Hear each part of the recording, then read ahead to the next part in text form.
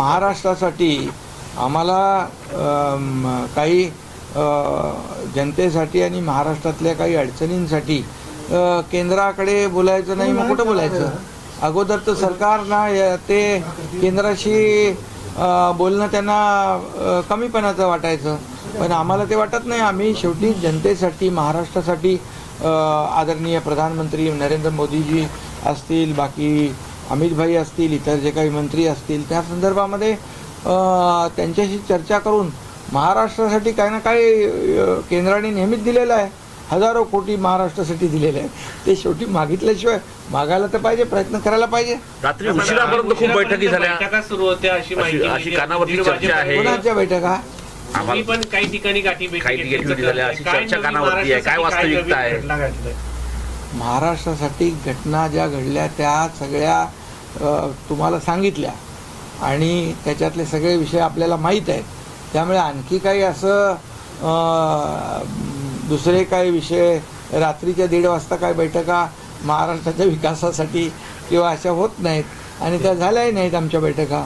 राजकीय बैठका होत्या का सर? राजकीय बैठकाच झाल्या नाही. तुमचा शोध तुम्ही म्हणून तुम्हालाच विचारतोय मी, तुम्ही 2 दिवस काय पाहिलं ते सांगा. तुमच्याकडून फीडबॅक आम्हाला घ्या. शिंदे साहेब, विधान परिषदेच्या निवडणुकीच्या अनुषंगानं महाविकास आघाडीकडनं स्पष्ट केलं गेलेलं आहे की ते 17 ज्या जागा आहेत त्या 17 जागा महाविकास आघाडी म्हणून लढणार आहेत.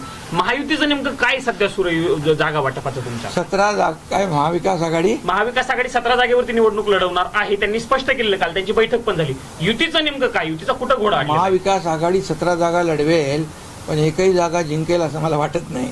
आणि महायुती जागा सगळ्या 17 जागा लढवेल आणि 17च्या 17 जागा जिंकेल. पण 17 जागामध्ये नेमकं तुमचं काय चाललंय सध्या? कारण काय चाललंय आता ते तुम्हाला उद्या कळेल ना. गणित सांगा सर, गणित सांगा. महायुतीचं गणित काय? महायुती 17 जागांवर लढवणार निवडणुका आणि 17 जागा जिंकणार. शिवसेना, राष्ट्रवादी आणि भाजप किती जागा लढवणार? काय फॉर्म्युला आहे? फॉर्म्युला आता तुम्हाला माहित आहे ना. फॉर्म्युला कालच मुख्यमंत्री महोदयांनी आपल्याशी मीडियावर बाईट देताना सांगितलेलं आहे. त्यामुळे जागा वाटप सन्मानाने होईल.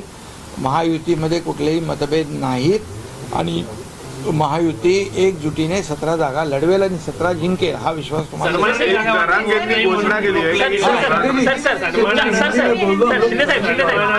जागा वाटप होत नाही, सन्मानानं जागा वाटप होत नाही म्हणून रखडलेलं आहे का? नाही, रखडलं म्हणजे अरे तुम्हाला अजून 1 तारखेपर्यंत फॉर्म भरायचे आहेत.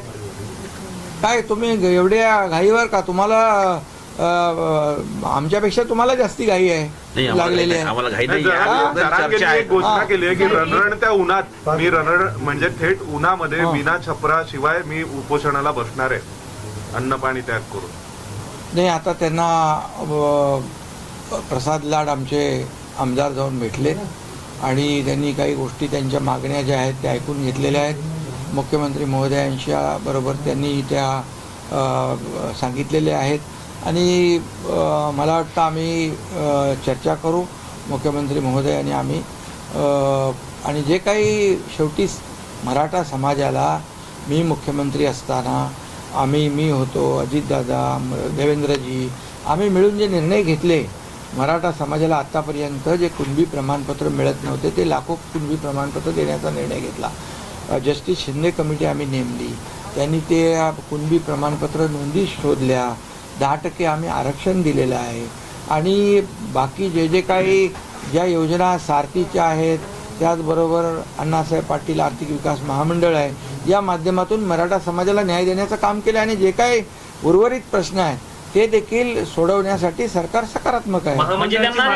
म्हणजे त्यांना उपोषण करण्याची गरज पडणार नाही असेच सरकारची भूमिका आहे.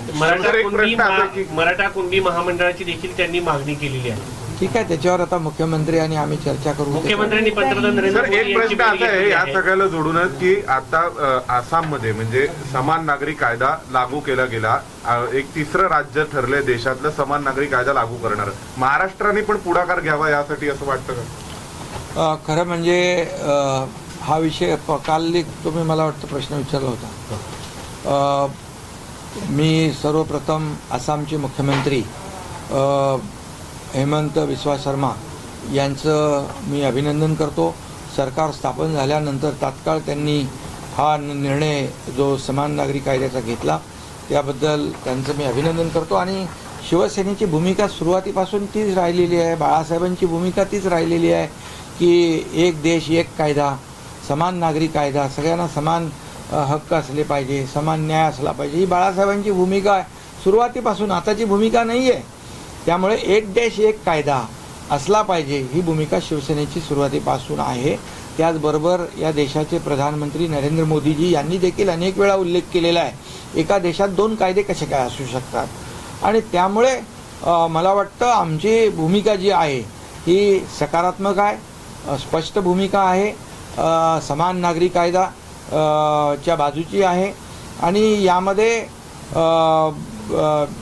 घटनेच्या कलम 44 नुसार जे काही सगळ्यांना जे अधिकार सगळ्या समान असले पाहिजे.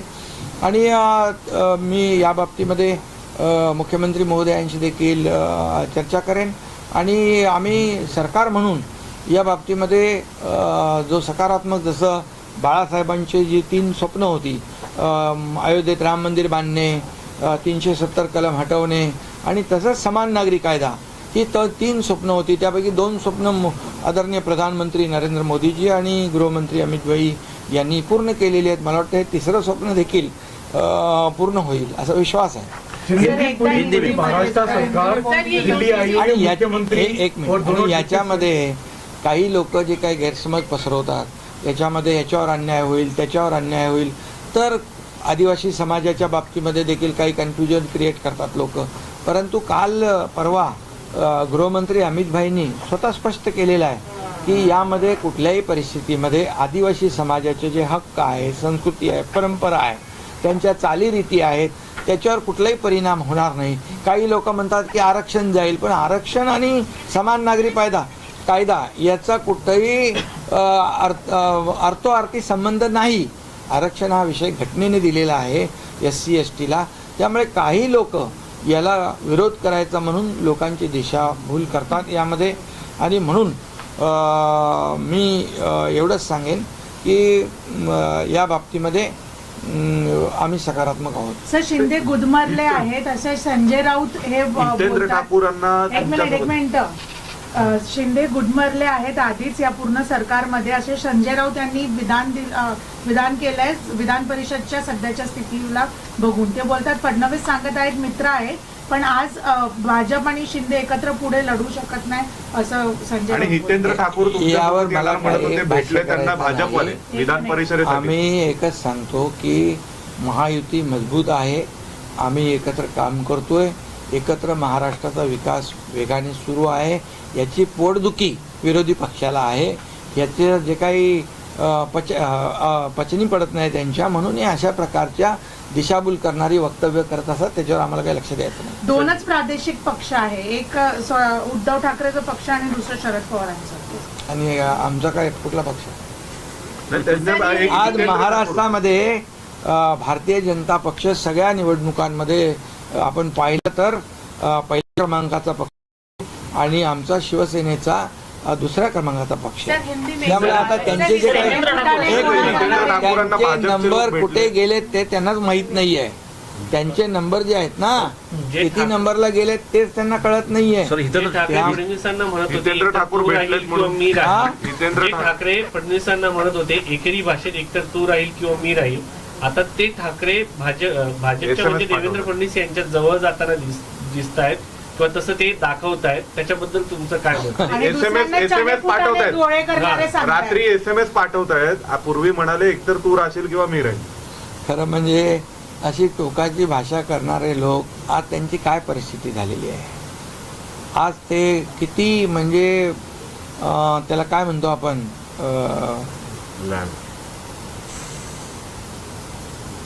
मी तो शब्द वापरू इच्छित नाही, परंतु अशा प्रकारचं वक्तव्य करून त्यांची परिस्थिती जी आहे ती त्यांनी महाराष्ट्राच्या जनतेला दिसलेली आहे.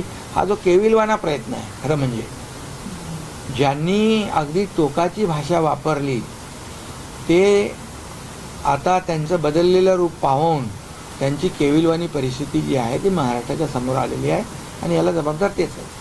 काय सर, हिंदीमध्ये थोडंसं काय- या- एक नाथ शिंदे जी, क्या महाराष्ट्र में महायुति मजबूत होने जा रही है, वहाँ उसको और भी साथी मिल रहे हैं, एनसीपी का एक गुट भी आपके पास आ रहा है, या आदित्य ठाकरे के जो देवेंद्र फडणवीस से जो मुलाकात हुई है, बातचीत हुई है, तो इसका क्या मतलब है सर? किसका? आदित्य ठाकरे जी की देवेंद्र फडणवीस से बात भी हुई है, मुलाकात भी हुई है। वो लेकिन देवेंद्र जी ने, मुख्यमंत्री जी ने कल अपने बाइट में स्पष्ट किया है उस बारे में। तो मैं इतना ही कहता हूँ कि हमारी महायुति जो है, शिवसेना, भारतीय जनता पार्टी और अजीत पवार जी की राष्ट्रवादी, ये तीनों पार्टी मजबूती से महायुति आगे बढ़ रही है। और महायुति का गठबंधन जो है, हमारा एजेंडा क्या है? महाराष्ट्र का डेवलपमेंट है। और जो महाराष्ट्र जिस तेज़ी से डेवलप हो रहा है, आगे बढ़ रहा है, ये देखकर कई लोगों को पेट में दर्द हो रहा है और वो ऐसी उल्टी पुल्टी बातें अफवाहें फैलाते हैं, उन पर हमें ध्यान देने का नहीं। हम महायुति गठबंधन मजबूती से एकनाथ शिंदे यांच्या लाईव्ह पत्रकार परिषदेकडे संपूर्ण महाराष्ट्राचं लक्ष लागलं आहे। राज्यातील सध्याचं राजकारण, विरोधकांचे आरोप आणि सरकारच्या भूमिकेबाबत शिंदे काय म्हणतात याची उत्सुकता वाढली आहे। पत्रकार परिषदेत विकास काम, आंदोलन आणि विविध राजकीय मुद्द्यावर महत्त्वाची भूमिका मांडली जाण्याची शक्यता आहे। विरोधकांवरही शिंदेकडून जोरदार टीका होण्याची चर्चा रंगली आहे। दरम्यान सोशल मीडियावरही या लाईव्ह पत्रकार परिषदेची मोठी चर्चा सुरू असून कार्यकर्ते आणि नागरिक या घडामोडीकडे बारकाईने लक्ष ठेवून आहेत। तुमच्या मते एकनाथ शिंदेचे नेतृत्व राज्यात प्रभावी ठरते का? कमेंटमध्ये आपलं मत नक्की सांगा।